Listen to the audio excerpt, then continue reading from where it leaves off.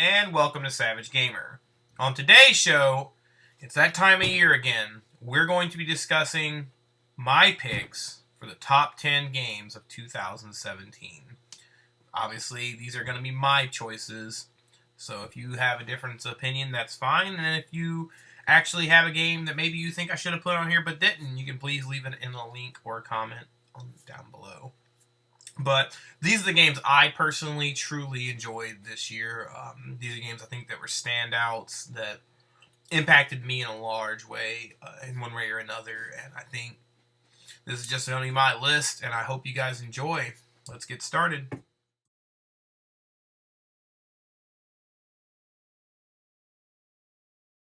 At number 10, I've actually selected Hidden Agenda. This one might come as a shock, and I didn't want to put it higher on the list because there's so many good games this year. But this game really impacted me. I had so much fun playing this. As an Until Dawn fan, it was great having another game similar where anyone and everyone can die, and I had fun playing with my friends using the play link, and it was a lot of fun. Great story, great narrative, and end of the day, that's what video games are about, is having fun, and I had a lot of fun with this game. And especially with the entry-level price of $20, this is well worth picking up, and I would highly recommend it. And yeah, number 10, Hidden Agenda, so congratulations, guys.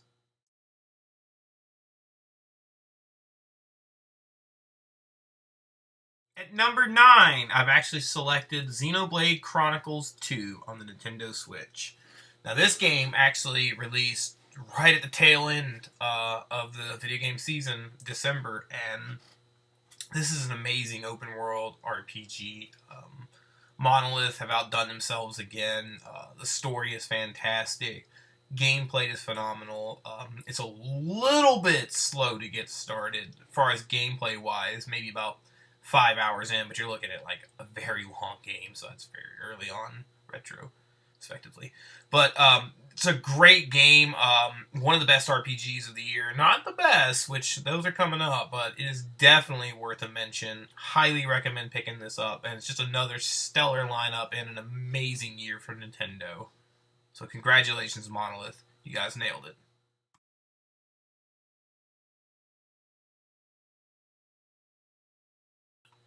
At number 8, we have Nier Automata. This is another fantastic RPG that came out this year. In a year of stellar RPGs, this game's story and narrative about what it is to be human, it's so convoluted, but at the same time, it's an amazing story, and it has so many different endings. A varying gameplay from like shooter to action RPG, it's a lot of different variables on gameplay, and they knocked it out of the park. The soundtrack is amazing on this. They really outdid themselves, and honestly, I didn't expect the Nier game to be as good as it did, and I want to congratulate you guys. This is a great game and well worthy of being at the number 8 spot, so congrats.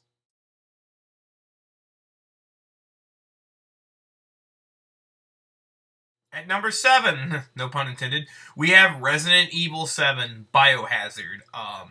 Flat out, this is the best PlayStation VR game you can pick up right now. This was such a treat to play through, and to be honest, it was amazing playing Resident Evil the way it's supposed to be played, horror. It wasn't like a campy action game. It truly was survival horror, and it was great return to form. Capcom outdid themselves on this game. And I want to congratulate them so much for just going back to the roots of Resident Evil. And I gotta admit, this game scared the shit out of me. Pardon my language, but it scared the shit out of me on PlayStation VR. And that being said, that's what this game's supposed to do. And even if you don't have PSVR, it's a great game on PlayStation 4 or on Xbox One. Right now you can get this for like $20. Please go out and pick this up and support Capcom for this game.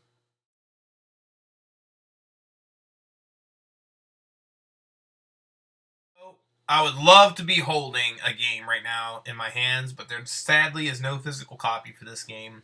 But that will not stop me from recognizing the amazing work of Cuphead on the Xbox One and on the PC, of course. That game's art direction, style, gameplay was out of this world. And from an indie developer, that is just such a great piece of work. I don't even want to think about the amount of time they had to put into developing that game, but from everyone, that's truly what indie developers need to aspire to be, because they knocked it out of the park on that one, and they deserve every bit of the spot they just got and all the recognition they're getting right now. And I hope that more indie developers take notice, and I hope bigger publishers maybe start taking notice that, EA, that maybe we do want linear games, maybe we want story-driven games, and maybe we want 2D platformers, and it doesn't matter about the graphics sometimes. It's all about the gameplay, the story, and the characters, and they did a great job, so congratulations, guys. You well deserve this spot.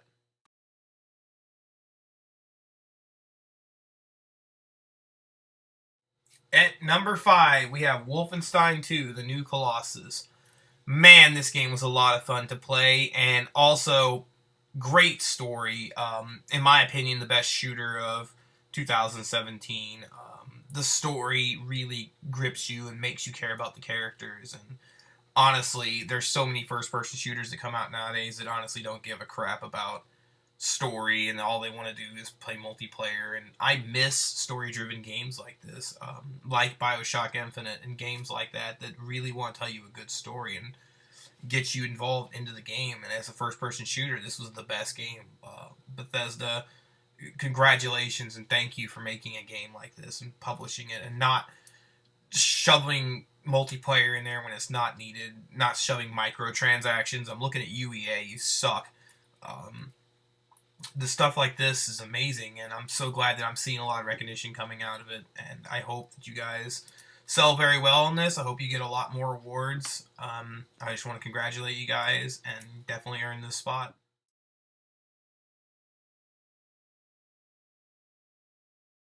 At number 4, we have Persona 5. Man, Atlas, you guys outdid yourselves on this one. This is hands down the best RPG of 2017. And honestly, it's my favorite Persona in the entire series. Story is phenomenal. Gameplay is good. It's the art direction is phenomenal. The music is amazing. I can't say enough about this. This is how you make a good JRPG, guys. This is how you do it. Great characters, great story, over 100 hours of gameplay. You guys knocked it out of the park. Well deserving of this. Congratulations.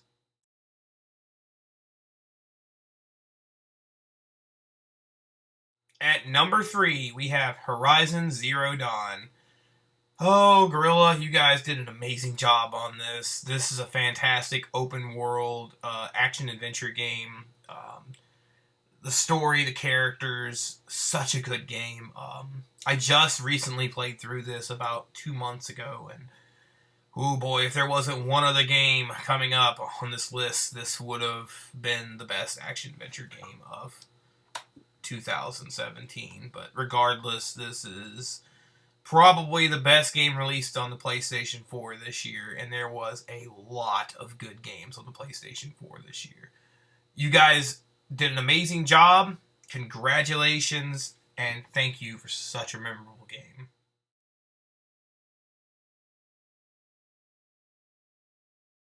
At number 2, we have The Legend of Zelda Breath of the Wild.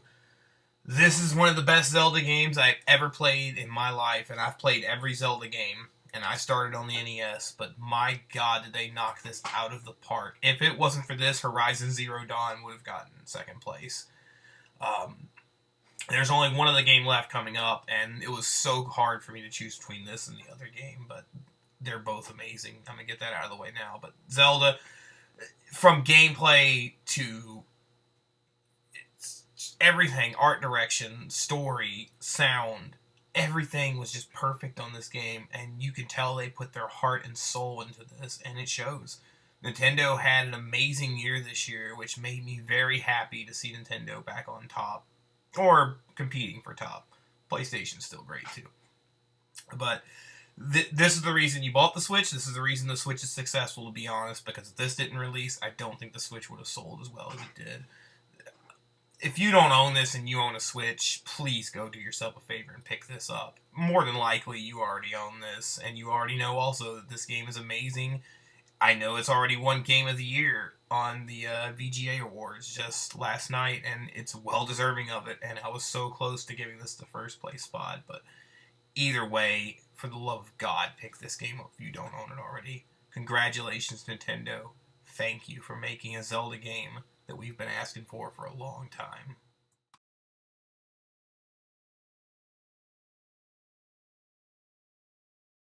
At number one, you probably guessed it, Super Mario Odyssey for me. This is Game of the Year for me. And yes, it was like, again, very close between both of these games. They both deserve to be Game of the Year. And if Nintendo hadn't released both in the same year, they probably would have won Game of the Year in 2017 or 2018. But regardless, this is my choice. This brought me back to when I was a child playing Mario 64. And no Mario game, or almost any game, has done that and made me feel the way Mario 64 did. Except this game. This hit every mark. I was smiling from beginning until end, singing that damn catchy song the whole time, because Jump Up With Me is an amazing song. I never thought I'd like a lyrical song for Mario, but here we are. This is a system seller. I can promise you this is the reason Switch is selling through Christmas. Well, that and Breath of the Wild here. But Mario Odyssey hits every beat right. And I can't say enough good things about this game. This is platforming to perfection. This is Nintendo at its finest. And if 2018 is anything like 2017, Nintendo Switch is going to be having a very good year. If they can give me 2 more games like this, man, Nintendo, you're killing it. Keep it up. But thank you, Nintendo. Thank you for bringing me back to my childhood, and anybody else I know who played this felt like a kid again when they were playing this. And that's my picks for the top 10 games for 2017. All great games. And there was a lot more good games than those, but those are just, again, my picks. I mean, there are honorable mentions. I will throw it out there right now. Off the top of my head, I can't even think of some right now. But there's quite a few other games out there, and PUBG is a great game, but it's not finished, so it doesn't deserve to be on there right now, in my opinion. Don't get me wrong, I love the game, it's fun, but it's not finished, and for me, if it's not finished, it's not finished. Dishonorable mention real fast, once again, thank you, Battlefront 2, for sucking as hard as you did. You disappointed me so much. I love Star Wars. I really just want a good story-driven Star Wars game again, but until EA is gone or relinquishes control or something, we're not going to get that, I don't think, but that's a different video. There might be a disappointing video coming up soon, in which case, I think we all know who's going to earn that spot. But we got maybe 1 or 2 more videos coming out in December before the end of the year, and then we'll start the year out fresh.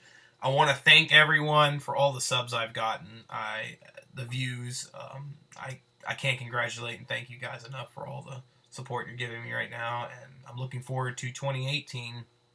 Here's hoping the next year is as good as this year, because this year was fantastic. Had so many good games. Again, as always, if you have any comments, thoughts, leave them down in the comment section down below. And I will talk to you guys later. Thanks a lot. Have a good one.